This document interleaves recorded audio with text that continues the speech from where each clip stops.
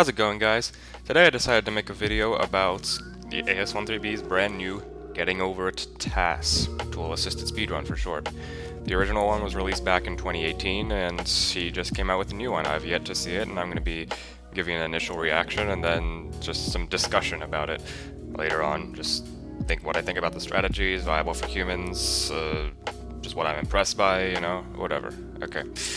Anyway, I'll be leaving a link to this video in the description, where, you can watch it for yourself. Give credit to the man who worked so hard on this. He started it in early 2020. Alright, let's go.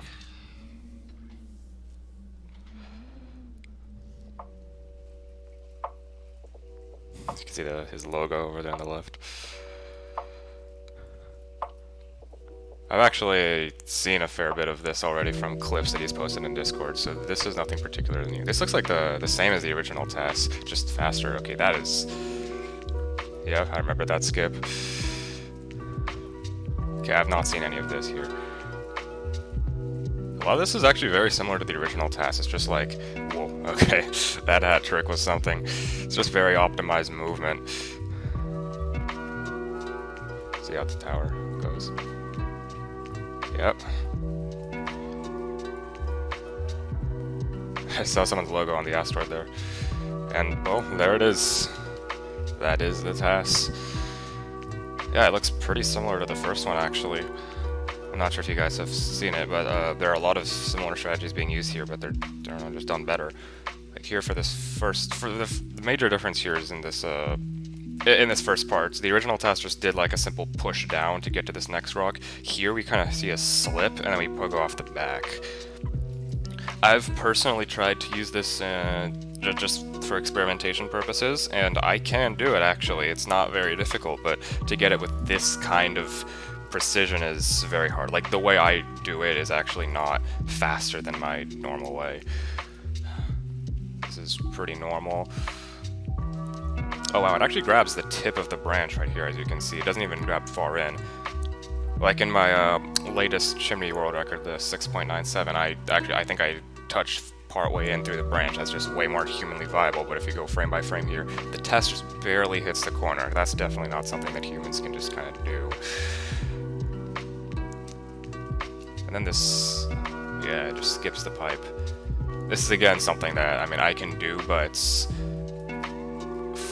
I think the reason why it is slower for humans is because, look, when the TAS goes off this rock, instead of going like straight right, it kind of gets a very upward jump.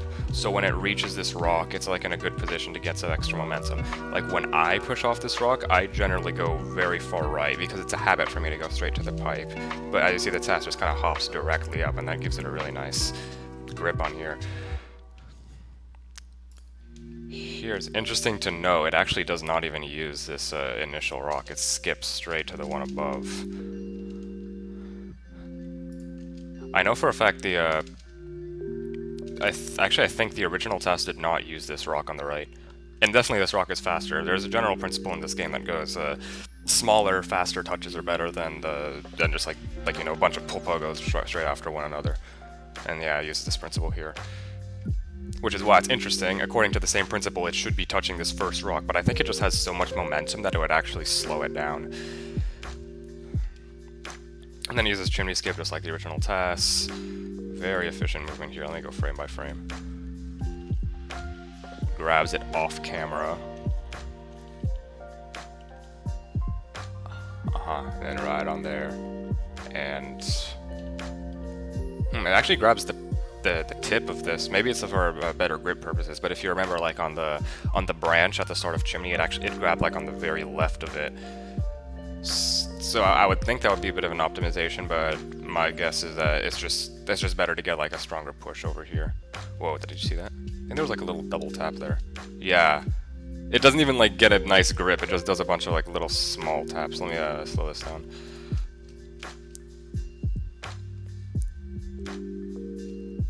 One, two, three, four. Just does a bunch of little shimmies across. And then here, look at all these contact points. So yeah, this is an example of what I was saying, like, it's not it's, if possible, it's much better to be doing these like little small taps over and over again, because what they're doing is they're maintaining momentum here. This is most definitely not viable for humans, especially this. Look at this. No spin, then straight pushes off here, and then barely makes it onto the rail. Let's see how many taps on the rail. 1, 2, 3, 4. Although granted it does not do a hub jump, so it's 3 like most humans do. And then it goes straight from the rail to the roof. This is definitely not something I'm going to be practicing. I don't think there's any point in it. Because even if I can manage to do it, I have to do this jump and then perfectly transition into here for it to actually be worth it. Just Fernie skip is not something that I think is ever going to be needed by humans, or at least not for a while. At least I'm not going to care to use it. So here, yeah, it's so much momentum it just goes off screen. See, where does that actually grip the lamp? Right on the corner. That would make sense. And doesn't even use the table. I would have thought that it would be quicker to jump straight here, pogo off the table, and then grab the couch, but it just seems to go straight for the couch and pogoing off the roof. There was actually a strategy I invented that was inspired off of this from the original TAS. In my 105, I fall into the pit, and then I swing up, and then I use this roof to slam myself back down. I definitely don't use it for the same purpose and efficiency that the TAS does, but I learned from that. Let's see how the TAS does this. Yeah, I think this is new compared to the old TAS. If I recall correctly, the old TAS pogos off like here, but as you see, this is more of a pull pogo. It grips this inner part and then gets a nice snap off of it.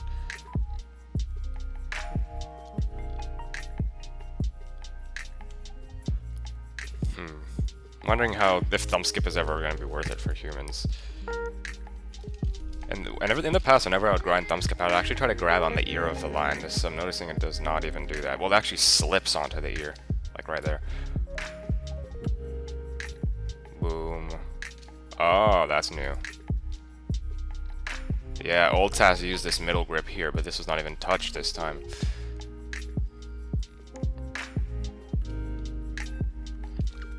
And I'm seeing here, the hammer is as it pogos, it keeps its hammer as extended as possible so I can reach the roof faster.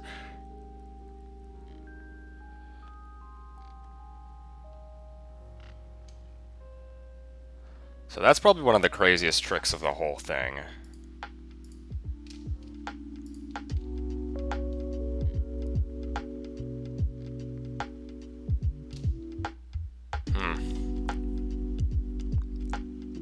Not sure if that's viable in run to some degree. So like you try to grab as far in as possible to push the hat. This little like kick and then pogoing off the hat, I don't think that's going to be viable for humans. But what can be viable possibly is gripping far in here and then doing just like a big pull pogo, jumping over the hat and then pogoing off the anvil. There are a lot of really useful ways to use the hat. Like in my latest anvil gold, I use this little thing where I kind of like shimmy slide across the top. And I think for humans that's like a pretty convincingly fast way for now. But it might have untapped potential, no one knows.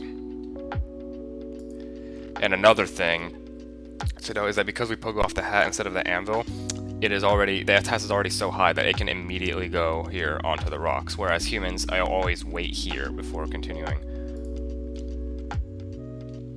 So if we can find a way to pogo off the hat, then it could be possible to actually save some time here.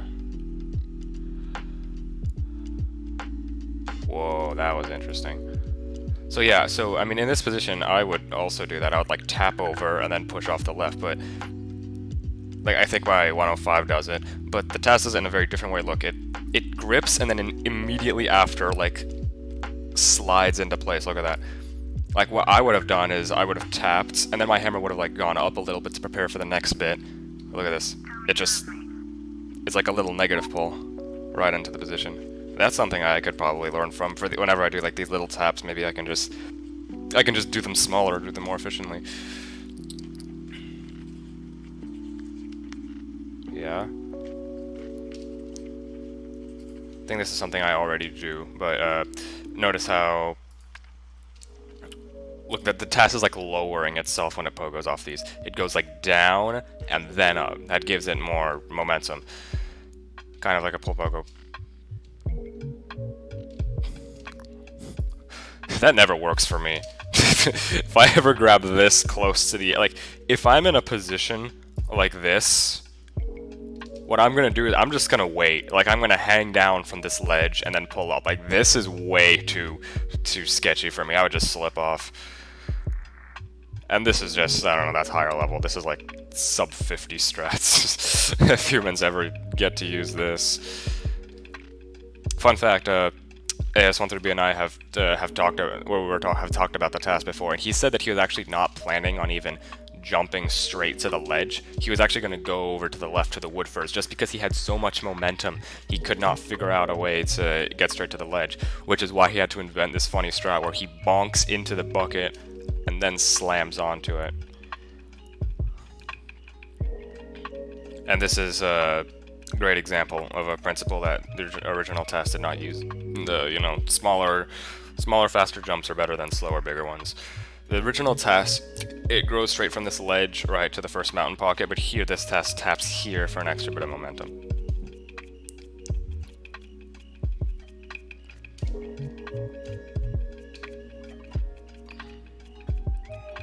I don't think it's viable for humans to use that many pockets. But what could be learned from is going from this pocket straight to here in the middle, and then maybe pogoing from here, and then instead of pogoing from here, actually extending and then using this pocket to pull pogo, using this pocket. Actually, that doesn't even touch a pocket. What the hell? It doesn't even touch a pocket there. That's just like slipping right off the... Yeah, look, there's no pocket there. The hammer's not even going into the wall. It's just pogoing off nothing, but it works because it has so much speed.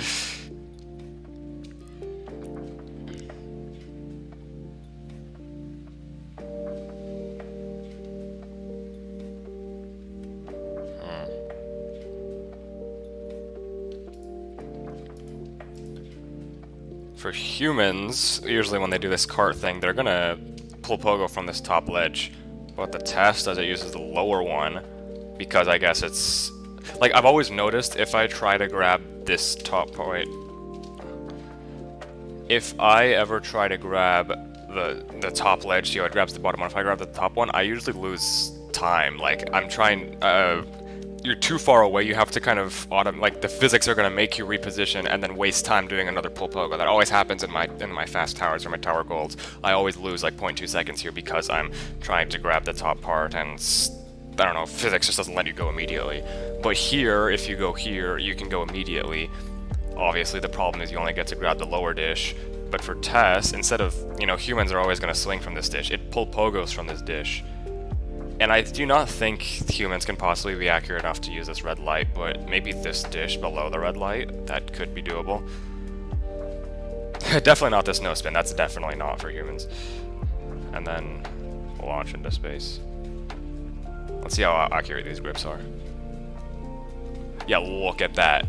That, like, that's... You don't get any closer than this without bonking. You're literally clipping right into the asteroid. Pull pogos. Oh, wait. Hey, I didn't see that the first time. There he is. Stillo/Goggins. That's Stillo's current PFP profile picture on Discord. Sitting there in the corner, chilling. Nice. And there's AS1-3B on the final rock.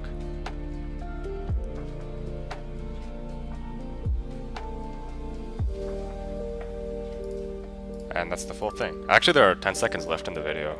Wonder if I missed something. It's just a fade out. Alright then. I'm gonna watch this one last time. I do remember, I think he said he would add more people. I only saw Goggins and I saw AS1-3B at the end. I don't think I saw anyone else. I know he said he was gonna add me at one point.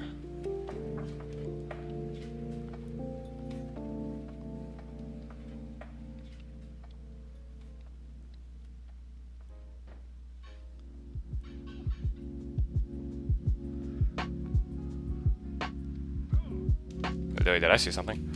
I thought I saw someone like on the right of Fernie. No, there's nothing. Not sure where the other Easter eggs are. Let me know in the comments if you can see anyone else.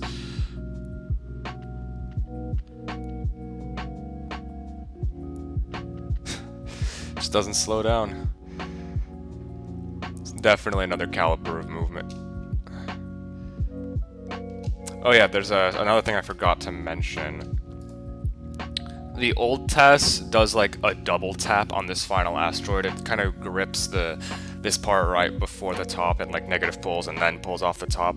I would imagine that actually ended up losing a little bit of momentum, and this TAS just decided to go full ham. It seems to have so much height here that it's more efficient to just pull pogo right from the top instead of doing a little negative pull. Alright. Well, I guess that's the analysis right there. Well, so I think this looks pretty near perfect. I'm not going to say perfect because, I mean, this game always evolves. Everything always evolves. There are new discoveries being made. Maybe sometime in the future some madman is going to make a faster test than this, but for modern community standards, this is going to last for a while. I think it was done very well.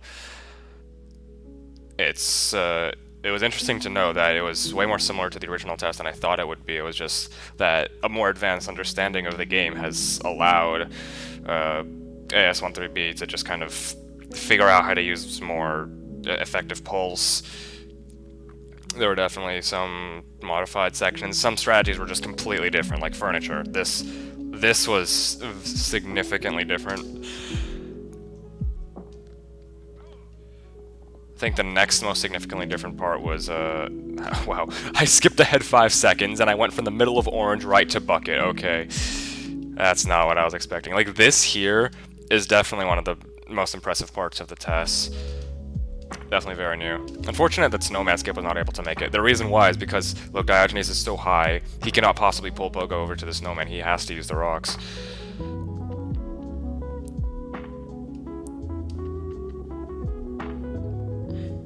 Interested to see what the split times for this are.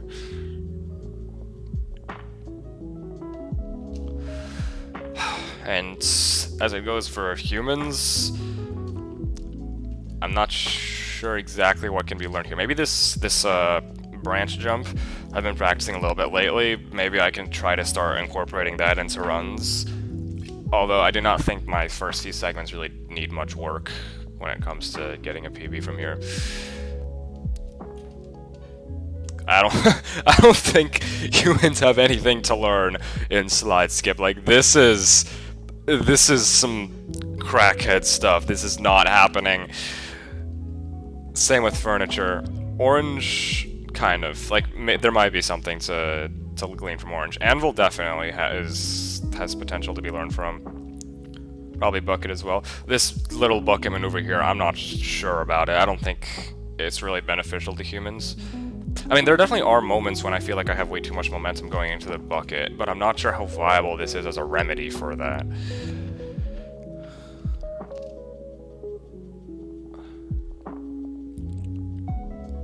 Maybe I can, like, swing under the bucket and then go around the left instead of go from the right side. That could be possible.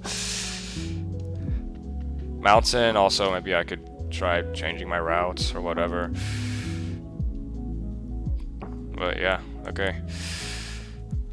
Well, I hope you enjoyed watching my discussion of the TAS and my initial reaction and thoughts, and, well, I'll see you later. Peace.